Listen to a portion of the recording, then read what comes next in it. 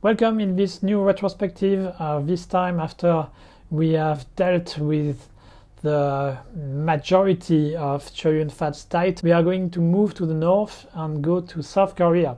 And this time we are going to do a retrospective of the most famous South Korean actors, who is Song Kang-ho. So a couple of preliminary remarks. In the same vein as the Cho Yun-fat video, I'm going to comment on every Song Kang-ho films I've watched, but that means I'm going to skip a few because I haven't watched all of them. Fortunately, as Song Kang-ho has a more limited filmography compared to Cho Yun-fat, there are less films I haven't watched, only like 5 or 6. So I apologize for those who wanted to hear my opinion about those films because I'm going to miss a few. But you will still have the majority of them, and fortunately most of the films Song Kang-ho have done, that's films I've watched fairly recently, so I will be able to give a deeper opinion on them rather than some of the Cho Yun-fat films which I had seen like 20 years ago, and my memory was quite limited. And also I won't play I have a book card which I played in quite a few cases when it came to Cho Yun-fat. So I will be able to speak really freely on Song Kang-ho films, so that's a good thing. Another remark before I start. I'm actually quite surprised that Song Kang-ho has become the face of South Korean cinema. Because from a physical point of view, Song Kang-ho is very normal. I mean, it's really like your everyday Korean man in too many aspects.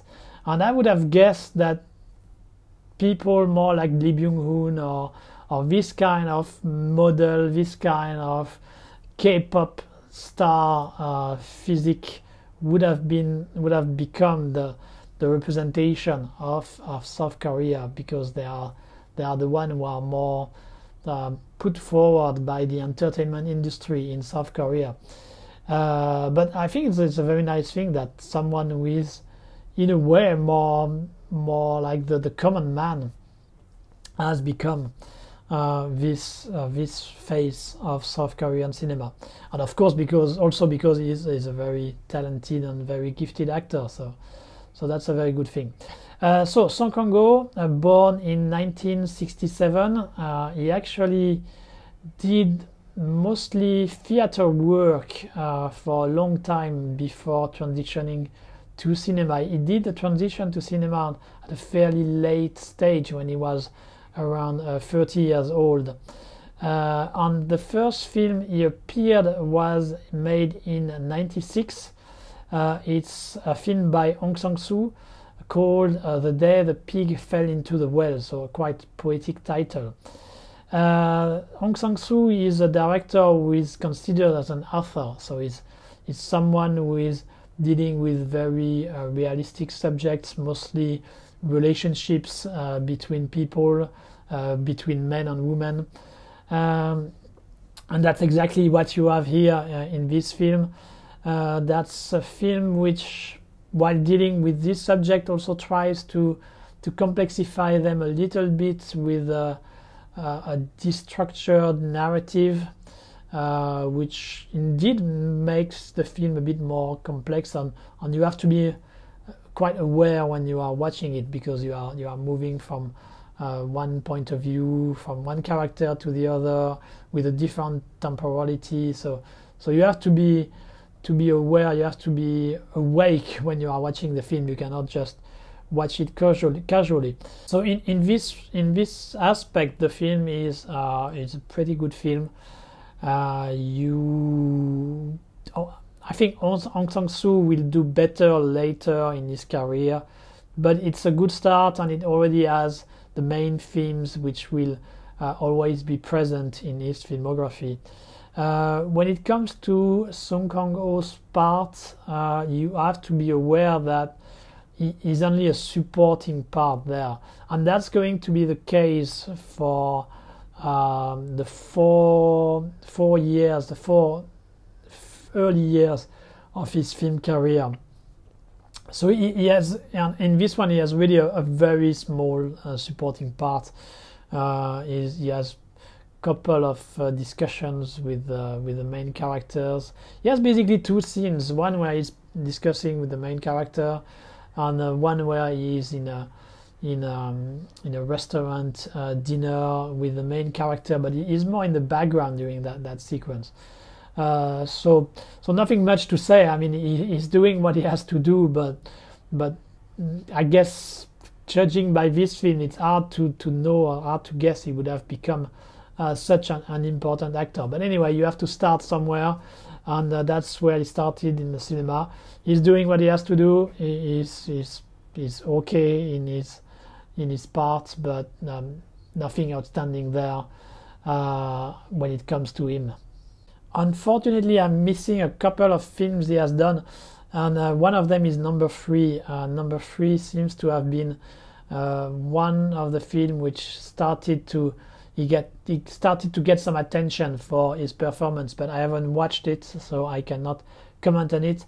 And I will move directly to a movie he did in '98, which is The Quiet Family, directed by Kim Ji-woon. So Kim Ji-woon is one of the most famous director of this Korean wave, which started at the very end of the 90s, early 2000, alongside people like Park Chan-Wook and Bong Joon-ho. In The Quiet Family, it's the story of a family who buy some houses in a place a bit far away from the city, in a rural area, an isolated house, and thinking that they will be able to turn a profit to make it successful as an hotel, as a place for tourists to pass by. Unfortunately, that doesn't really work out, and the family find themselves having to go to some extremes in order to manage their investment. It's a dark comedy basically, but it's not completely satisfying in my opinion. I think the way all the elements are established, so the introduction is pretty well done. It's quite convincing, but the way it evolves after that doesn't go as far as the concept could have brought the film. I think it should have gone further in dark comedy and go really extreme, but Kim Ji-woon doesn't go as far as he could. Still, it's an entertaining film. It's well made, but it's a bit of a miss when it comes to all the potential that it has. When it comes to Song Kang-ho, he's part of a larger cast, so he's not really the main actor there. As I said, he's still in this supporting actor career back then. It's interesting to see him though interact with someone like Cho Min-sik, because Cho Min-sik, who is the main actor for Old Boy, is part of the family there. Song Kang-ho is the son, Cho Min-sik is the uncle, but still, despite the limitation of the film, you can see the potential and the comedic potential that Song Kang-ho has. He's already able to have this kind of a little bit goofy style, and that's something which I guess Kim Ji-woon really noticed, and he will make a better use 2 years later when they will do again The Fool King. But anyway, The Fool King is not there yet, because before that film, Song Kang-ho did 2 other films still in this supporting career of his. And the first one is a strange film called Timeless, Bottomless, Bad Movie, directed in '98 by Jung Sun-woo. And Jung Sun-woo now is mostly known for Resurrection of the Little Match Girl, which is the very last film he has done, which is a science fiction film which had a huge budget and which was a huge failure and which completely destroyed his career. So he's more famous for that film, but actually before that he did many other films, and he was actually a very talented director. I can really recommend you watching The Age of Success, which he did at the end of the 80s with Han Sung-ki, and which is a comedy critical of the corporatist and the capitalism which was developing in Korea around that time. It's a very smartly made and very funny at the same time. So a very high recommendation in my book. And he also did a film like a Petal, which is about the Gwangju massacre, which we will talk about in the second part of this retrospective, which is a very traumatic and very important event for the development of democracy in South Korea. So he has done some very good films, and Timeless, Bottomless, Bad Movie is an interesting one because it's dealing with subjects which are not often dealt with in Korean cinema. Mainly here the youth, the disoriented youth, the people who don't really know what to do of their life and who ends up just doing a crazy thing there and there, who are living day by day, just trying to get enough money to eat, to do some entertainment for themselves, and repeat each new day. When it comes to youth in films, in South Korean films, quite often when the subject is treated, it's linked with gangsters. So these kind of characters, this kind of disoriented youth will end up in a crime syndicate, and then we would have the classical gangster film conventions, which is probably not the way they all end up. And so for that reason, Timeless, Bottomless, Bad Movie is an important film because it shows you another reality of South Korea, much less glamour, much less entertaining in a way. At the same time, it's also dealing with homeless people, which once again is a reality of South Korea, which is not talked about much. And so for these two reasons, Timeless, Bottomless, Bad Movie is an important film to watch, I think, because it will show you a different face of the South Korean society. It's also notable because the film has a very strong documentary vibe. It's very realistic, very raw, and it's almost experimental. Sometimes the director would use some fast forward, or he would include some cartoon sections. I mean, he really dares to go in some directions which are not conventional at all. So for all these reasons, this film is an important film. But yeah, I have to be honest, it's not an easy watch. It's not really pleasant to watch because the film is also quite long, 2 hours 20, probably too long for its own benefit, and because there is no clear narrative. We are just following some of the characters there and there in their daily struggle, daily adventures. It's not a pleasant film to watch, but as I said, I think it's important in order to have a better understanding of other facets of South Korean society. When it comes to Song Kang-ho, actually his part is very small. He's just a homeless guy. We see in one scene with a choir, a Salvation Army type choir, and it's just there clapping. So it's a very limited part.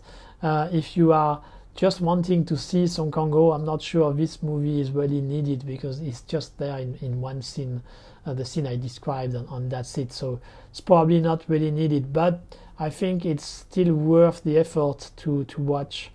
And so I would advise you to try, but be aware that it's not going to be an easy watch. The year after, in 1999, he appeared in Shiri, directed by Kang Jae-gyu. Shiri is a very important film for the South Korean cinema industry because that's basically the film which started the Korean wave, which made them known internationally, and which signaled that they were going to become a force to reckon with. So what's the story of Shiri? It's basically a thriller, an action thriller, where we follow some cops from the counter-espionage section trying to uncover a North Korean spy in South Korea. And Song Kang-ho is playing the sidekick, the nice guy sidekick of the main hero, and it's quite surprising to see him in this part because he's really well groomed. He has a very neat haircut. He seems a bit thinner than what he would be later on, and he's playing this kind of guy, a bit funny, but also a bit into action, in a way similar to Andy Garcia in Black Rain, I would say. And that's not something we would see him do often later on in his career. So that's quite interesting to see him do this kind of part, and he does it well. I mean, he's convincing. I actually had seen Shiri back in the day when it was released, so around 2000, and I had no idea of Korean actors, and I would never have guessed that he would have become such an iconic actor later on in his career. And I had completely forgotten he was in the part when later on, when I watched more Korean film and I became familiar with him, I could not remember what he was doing in Shiri. So I watched a little bit some parts of Shiri before doing this video, and that was quite funny to see him playing this part. But once again, he does it convincingly, so nothing to be ashamed there. On the film is pretty good, maybe a bit too Americanized in some ways, but it's well handled, and the drama is quite strong at the very end of the film, so that makes for a recommended viewing, and recommended viewing also if you want to see Song Kang-ho, despite him having a supporting part. It's a part which you don't see him often do, and so that makes it an interesting watch. And in 2000, finally, Song Kang-ho managed to get his first leading part with The Fool King, directed by Kim Ji-woon. So I already mentioned a bit The Fool King.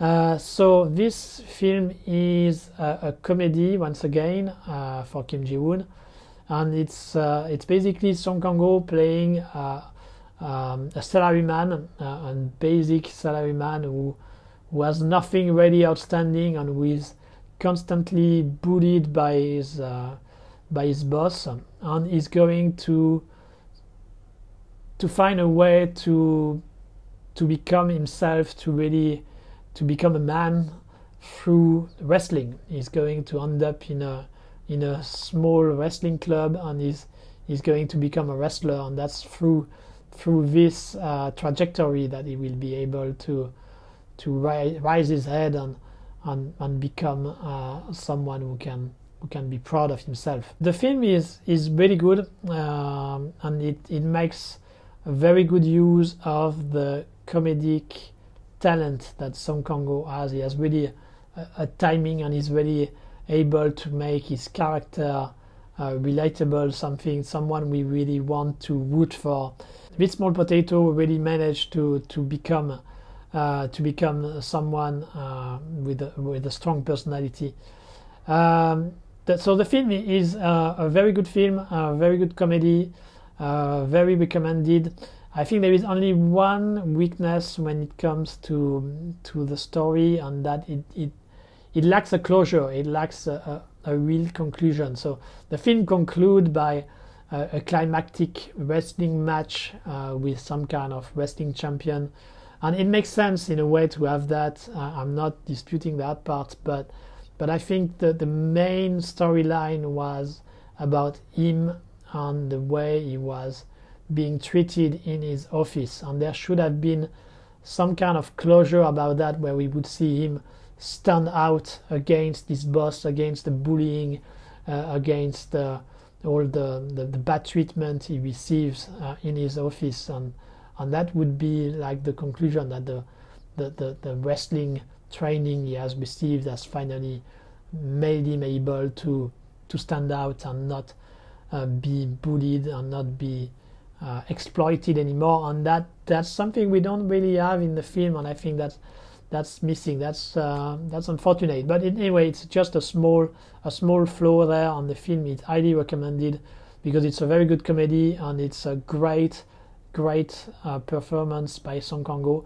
in the comedic aspect, but also in the physical aspect, because it seems to have done most of his wrestling moves, even some of them when he has the mask, where it's not really needed.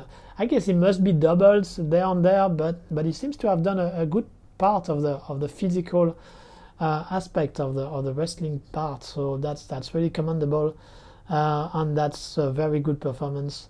So The Fool King, really high recommendation if you want to discover more of Song Kang-ho, and a very important film for him, as it was the start of his leading career. 2000 was clearly a very important year for Song Kang-ho, because he was also in another very important film for himself and for the film industry in South Korea. That's JSA, a Joint Security Area, directed by Park Chan-Wook. So in Joint Security Area, we have an incident, some people, some military people from the north and the south being killed at the Joint Security Area, which is part of the demilitarized zone, the place where the north and the south still have some direct interactions. So a very important place, and which actually already had some incidents before. So the story proposed in JSA is not that far-fetched. And so Song Kang-ho is playing the leader of the northern soldier, and that's a very good choice, because he's able to really make his character someone we really appreciate, despite the barrier, the cultural barrier there could be, as he is from the north, and northern society being much more rigid, even if the South Korean society is not that flexible, but the north is even more rigid. And so he managed to make his character relatable, despite those cultural differences, and so that he has a very good performance there. Is very convincing as this North Korean soldier, but with despite the indoctrination he may have received, a human being we can root for as well. And thanks to a tight script, thanks to a very strict direction by Park Chan-wook, and very good performance by the cast, and especially Song Kang-ho, JSA is one of the best South Korean film ever, so you should clearly watch it if you haven't yet. As you can see, at this point Song Kang-ho started to become the main actor for those directors from the Korean wave. So we had already Kim Ji-woon, and now we have Park Chan-wook, and he will have soon Bong Joon-ho a few years later. But for now, that was Park Chan-wook. Park Chan-wook was his director, but the director was using him regularly. And so 2 years later, he did with Park Chan-wook Sympathy for Mr. Vengeance.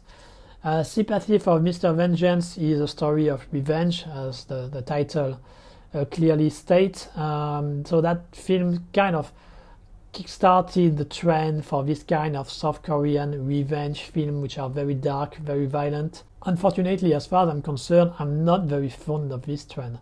I think when the South Korean deal with this subject, there is a bit of gratuity. I mean, it wants to overdo the dark and the violence aspects, and I think at the end it's counterproductive for the story themselves, and that's the case here in Sympathy for Mr. Vengeance. I think Park Chan-wook is really overdoing it. none of the characters are really sympathetic. No, I really have difficulty to root for any of them, and so at the end I'm not really into the drama. Song Kang-ho is playing here a father who has lost his daughter and of course wants to extract revenge from the people who have done that. His performance is good. I mean, he's quite intense. He's quite into it. You really believe in it. But as I don't really like the general mood of the film and the way it's overdoing things, I cannot really get into his character that much. So good performance from Song Kang-ho. So if you want to watch Song Kang-ho and something a bit different from what he has been doing or we will do later on, so for that it's a really recommended watch if you are a fan of Song Kang-ho. But personally I don't find the film that successful, and that's a problem I will have with Park Chan-Wook with his subsequent films, its following films, because I think with him it's really a hit and a miss, and I think it was a hit when it comes to Old Boy, when it comes to JSA, but with his Vengeance trilogy, so the second part and the third part of his Vengeance trilogy, which Sympathy for Mr. Vengeance is the second one, I think it's not that convincing, not that successful. Anyway, we move to the third director I was talking about. So after Kim Ji-woon, after Park Chan-wook, we have Bong Joon-ho, and he worked with Song Kang-ho in 2003 for Memories of Murder. Memories of Murder now is considered a cult classic. It's an adaptation of a serial killer murder spree which happened in South Korea during the 70s, 80s, and which was unsolved for a very, very long time. Unsolved at the time when the movie was shot, but since it seems like the South Korean authority have finally managed to catch the killer, and unfortunately that's going to be a bit of a repeat of my Park Chan-wook story, meaning I'm a little bit critical with Bong Joon-ho. I think he's a very talented director. He has very good ideas, very good concepts, but quite often I have problems with the way he chooses to handle his story. And in Memories of Murder, I really appreciate the way he describes the mood, the atmosphere under the dictatorship, so during the 70s, 80s. I think that part of the film is very well made and is very commendable. I'm much less convinced when it comes to the investigation itself. I really have a problem with the lack of conclusion. I understand what he tried to do there, and in a way that relates to the reality of the real case. Back then there was no killer found, and it could have been anybody. And so I can understand that concept, and I can understand it can have an impact on the audience. But when it comes to a thriller with a killer, I really need to have at least some kind of conclusion, to have at least know the motivation of the killer, or catch him, or ideally to have both. So in my opinion, he should have taken a stand. Even if we didn't know the real case, he should have at least proposed a solution. That's me. I really need that, and the fact that we don't have it is very frustrating for me, and prevent me from really appreciating the film fully. So that's me. Maybe you won't react the same way. Maybe you will appreciate more what Bong Joon-ho tried to do there. But be aware that there may be some frustrations when watching the films, if you are like me and you need some kind of conclusion, because you are not going to have it there. Well, so yeah, that's Memories of Murder. When it comes to Song Kang-ho, is actually very good, and is starting to develop, which was already there starting with Full King, but it continues in this vein of this everyday man, an everyday man who is a bit not the most bright intellectually, some common man who is just trying to do his best, and who at some point in his life will have to take some decisions, and usually will have the courage to take the right decision at some point. But that's basically the start, the continuation of this everyday man persona, which is started in Full King and which will remain the main kind of character that he would play the rest of his career. Sometimes he will do some other parts, but that will remain the main kind of character that he will play over and over again, and he will perfect with each new film. But anyway, he already nailed it in Full King, and so he still has it there, and so he makes it. He plays it very well, and he makes his character someone we really want to root for, and that's what is needed for the films. So that's a very good performance he has there. 2 years later, in 2005, he worked again with Park Chan-Wook for the last episode of his Vengeance trilogy, so Sympathy for Lady Vengeance. He actually has a very small part of a killer, and he's just there, I guess, as a kind gesture to help Park Chan-Wook, but it's a very small part, so no need to look for the film just for him. As I said, with Sympathy for Mr. Vengeance, I'm not very convinced by this film. It has the same kind of problem as Sympathy for Mr. Vengeance, to really overdo on every aspect of the story, of the direction, of the cruelty. And I have difficulty with that. I can't really get into it that much. So same treatment, same result as Sympathy for Mr. Vengeance. So I would not really recommend Sympathy for Lady Vengeance.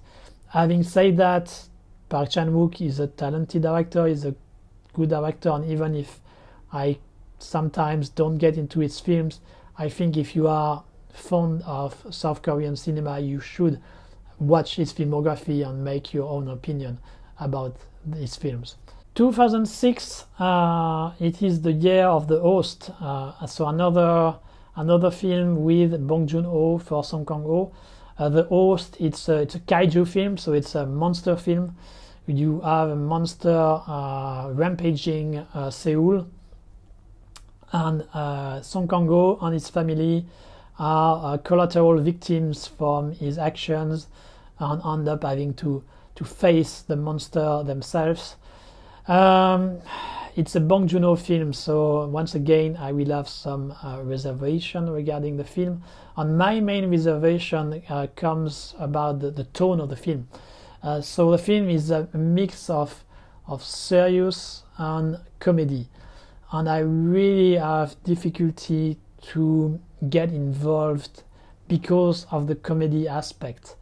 It's clearly an intention by the director, by Bong Joon-ho. He really wanted to have this kind of mix of tone, and he wanted to keep the audience on their toes and not to be completely sure of what direction the film was going.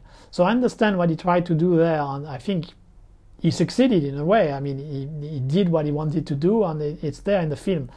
But in my case, that's a bit counterproductive, because of this lack of unified tone. I have difficulty to get into the story and to really be involved, and I'm always a bit outside of it, which I wish I could be more into it. So at the end, even if I appreciate some of the qualities of The Host, I'm never completely into it, and so I cannot really like the film as much as I would like to. Kang-ho is playing his usual everyday man. He's quite good because he's able to do the serious aspect and the comedy aspect. I mean, that's basically his two specialties. So it's completely fitting in the film as Bong Joon-ho has envisioned it. But as I said, that's not a film which I can completely relate to, and it's a bit of a frustrating experience as far as I'm concerned. Make your own opinion. I think it's a movie you still have to watch because, as I said, Bong Joon-ho is a talented director, and some people manage to get into his vision more than me, and Song Kang-ho has an important part and is good in it, so you should still watch it. But be aware, you may be people like someone like me who won't end up fully appreciate what is proposed there. 2007, Song Kang-ho take a break from working with Park Chan-Wook, Kim Ji-woon, or Bong Joon-ho, and this time he works with Lee Chan-dong for Secret Sunshine. Lee Chan-dong, it's a director more in the same vein as Hong Sang-soo, as Kim Ki-duk, so directors who are more realistic, who are more author, and a bit less commercial than their counterparts, Park Chan-wook, Kim Ji-woon, Bong Joon-ho. So Secret Sunshine, she follows a widow with her child, and who moves to the original city, the city from where her dead husband was from, and she wants to have a new life, to start a new life there. Unfortunately for her, she will face some new drama, and it will be a very tough events she will have to deal with. Secret Sunshine is not an easy film because it deals with a very serious subject about death, obviously, about the difficulty of keeping your life in face of strong dramatic circumstances. It also adds some other tough subjects into the mix with the religion, for example. So it's not an easy film to deal with, an easy film to digest, but it's very well done. The performance from the main actress is top notch. She's really very good, and Lee Chan-dong, I think, managed to keep the right tone. Because it could easily be very melodramatic, but he avoids that. He always keeps some kind of distance. It's more inside. You feel the feelings of the characters more from inside, and you see their pain, but it's not overly shown. Of course, there are some tears and there are some drama, but not. He doesn't go the easy way. He tries to keep some kind of distance, and I think that plays for the best when it comes to the film. So Secret Sunshine, it's a really good film, really high recommendation in my book. And when it comes to Song Kang-ho, he's actually playing a very normal guy, some kind of mechanic who is always trying to help the main character. He is really a nice guy, so he is having his everyday man persona, which I already talked about, and here in a very kind way. I mean, he's really just trying to help. He's doing it with a bit of an intent. You understand that he's either in love or either sexually interested in the main character. So it's not completely disinterested, but still, I mean, he's very committed, and he still keeps help her even when she's completely confused and doing a lot of things which are not very nice to him. But he's really this nice guy who tries to help, and he's perfect for that because he has this attitude and this kind of persona already installed from previous films, and which once again he perfects there. I was actually thinking that at some point there would be some kind of twist, and we would know that he's actually a bad guy because he's so nice. It seemed unnatural to me at some point, but no, he's really like that. He's really just a nice guy who wants to help, and so that's a nice thing to have in the film, because there is so much drama, and the world of the main character is crumbling so much that it's nice to have this island of stability there. Song Kang-ho being the stability, being the normal guy we want her to follow. Yeah, so Secret Sunshine, very good film. I really recommend it. So go check it out. The year after, 2008, he was back with one of his usual director, and this time he is back to working with Kim Ji-woon for The Good, the Bad, and the Weird. The Good, the Bad, and the Weird is, as the title betrays it, some kind of tribute to spaghetti western, to Sergio Leone and this kind of directors. So it takes place during the colonial era, the Japanese colonial era, a bit on the border with Manchuria, and so we have these three characters trying to get their hands on a treasure for different reasons, depending on their own motivations. And Song Kang-ho is the weird of the title, and is actually the most interesting character, because the good and the bad are more straightforward, I would say, but the weird is really the one who is eccentric, who is more unpredictable, and that makes him much more interesting compared to his two counterparts. And Song Kang-ho is perfect for that. I mean, he has this raw quality, and he's really able to have a bit of a comedic part, a dramatic part, I mean, and crazy part, all that all together. So he's very good, and Kim Ji-woon managed to keep a very high rhythm, despite the film being quite long. It's a bit over 2 hours, but the rhythm is very high during the whole course of the film. It's a bit like one level below, but there is a bit of Mad Max Fury Road spirit to it. You are always in new events, and the action scenes are all very well handled by Kim Ji-woon. So it's a very fun film, very recommended. I think it's one of Kim Ji-woon's best, and Song Kang-ho is really great in it as well.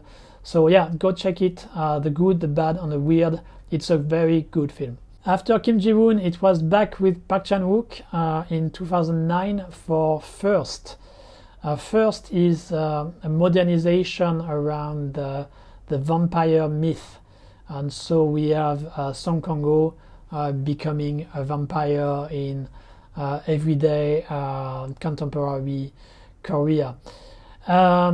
The original concept and the way Park Chan-wook established all the ingredients, all the elements, all the themes of the movie is really well done. There is a bit of religious, modern religion problematics, which I think is completely fitting with the subject. Unfortunately, after he has established all these elements very well, I think the movie then goes a bit in all directions, and it lacks a clear thing to say. There is a bit of sexuality. It's going a bit everywhere, and it lacks focus, and that's really unfortunate. And at the end, unfortunately, that makes the films not successful, in my opinion, despite the good start it had. The film is over long also, but I saw it in director's cut, so maybe the theatrical version is a bit more digestible than the version I saw. It's especially unfortunate because Song Kang-ho is very involved in his character. He's very devoted. I mean, you can see he's physically into it and mentally, and it's not an easy part to play. So that's really commendable from him, and he's really doing all he can to make it convincing and interesting. But because of its lack of focus from Park Chan-wook and this lack of clear direction, his efforts end up a bit wasted, in my opinion, and that's too bad. But yeah, that's how it is. That's First. Interesting attempt, but at the end, in my book, a failure. That's it for the first part of our Song Kang-ho retrospective. I will see you in the next part, which will cover the rest of his filmography. As usual, if you have any question or comment, don't hesitate to write them down, and I will see you very soon.